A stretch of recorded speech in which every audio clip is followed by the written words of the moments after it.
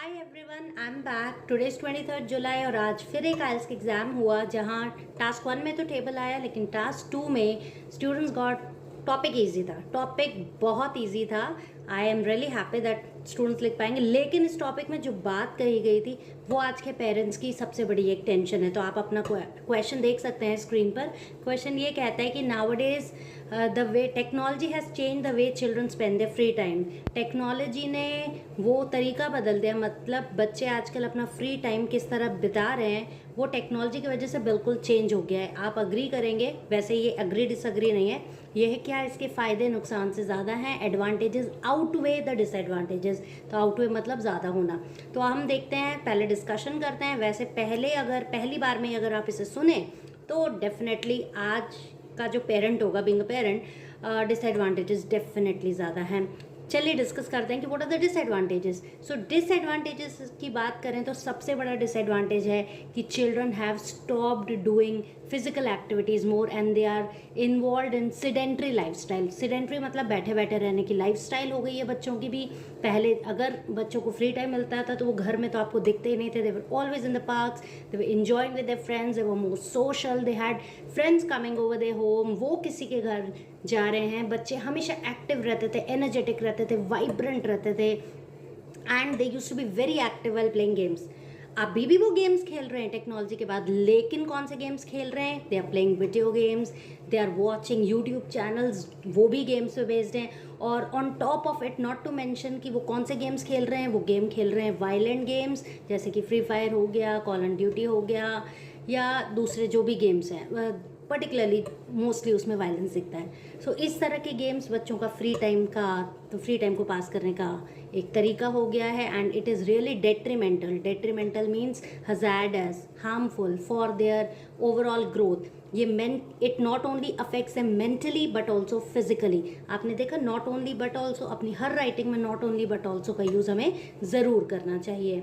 तो एक तो ये हो गया कि उनकी फिजिकल ग्रोथ हैम्पर हो रही है, हैम्पर मीन्स प्रभावित हो रही है, जिसकी वजह से they are nowadays not able to concentrate. ये एक और you can say another disadvantage, demerit, another con of this issue is that they're not able to focus on their studies. जब भी वो पढ़ने बैठते हैं, the mind is not able to concentrate because वो गेम्स इतने हाइपर होते हैं, उस गेम टेक्नोलॉजी इतनी अच्छी यूज़ होती है कि जब वो बोरिंग सी बुक्स देखते हैं, जब ब्लैक एंड वाइट बुक्स देखते हैं, उन्हें लगता है कि it is not their cup of T.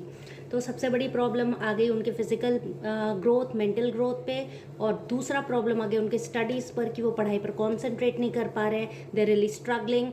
और तीसरी चीज़ कि वो इसका नुकसान और है कि वो अडिक्ट हो रहे हैं, वो इन गेम्स के इतने अडिक्ट हो रहे हैं, वो जब भी फ्री होते हैं वो सिर्फ ये गेम्स खेलना चाहते हैं, वो टेक्नोलॉजी यूज़ करना चाहते हैं, वो मूवीज़ देखना चाहते हैं, वो टेक्निकली घर में जो भी चीज़ है वो टेक्नोलॉजी से रिलेटेड ही काम करना चाहते हैं।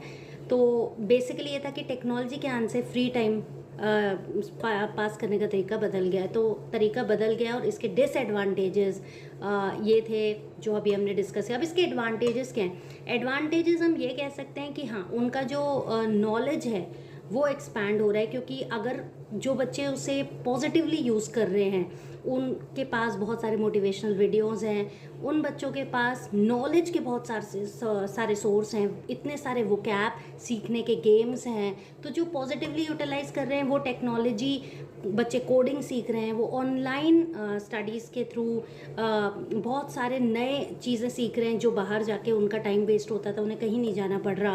वो टेक्नोलॉजी को यूज़ करके स्पेयर टाइम में कोई सिंगिंग सीख रहा है, कोई डांसिंग सीख रहा है, कोई अलग अलग म्यूज़िकल इंस्ट्रूमेंट सीख रहे हैं। तो कुछ बच्चे इसको पॉजिटिवली यूटिलाइज़ कर रहे हैं, इसका पॉजिटिव यूज़ कर रहे हैं अलग अलग स्किल सीख कर।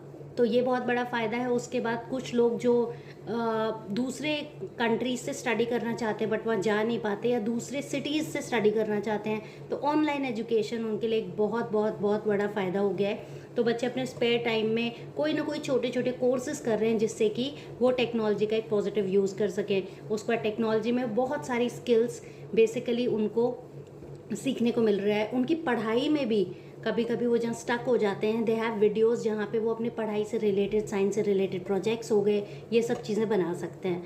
तो लेकिन अगर बात किया जाए तो लिमिटेड यूज़ हो नहीं रहा, यूज़ तो बहुत ज़्यादा हो रहा है। इसलिए मैं कहूँगी कि जैसे कहा जाता है कि excess of everything is bad, तो अगर टेक्नोलॉजी को बच्चे स्पेयर टाइम में नेगेटिव वे में यूज़ कर रहे हैं तो इट हैज़ मोर डिसएडवांटेजेस, लेकिन अगर उसे पॉजिटिवली यूटिलाइज़ कर रहे हैं तो definitely advantages are more than disadvantages. तो अब आपने जो ज़्यादा लिखा है, अगर आपने लिखा है डिसएडवांटेजेस के बारे में ज़्यादा लिखा है तो आप कहेंगे डिसएडवांटेजेस आउटशाइन द एडवांटेजेस, और अगर आपने एडवांटेजेस के बारे में ज़्यादा लिखा है तो आप लिखेंगे I strongly believe that the advantages outshine the disadvantages. Okay, advantages के लिए आप मेरिट्स यूज़ कर सकते हैं, प्रोज यूज़ कर सकते हैं, डिसएडवांटेज के लिए ड्रॉबैक्स, डाउनसाइड्स और डीमेरिट्स और कॉन्स, ये वर्ड्स यूज़ कर सकते हैं। सो आई होप इस क्वेश्चन में तो डाइवर्ट होने के चांसेस बहुत ही कम है।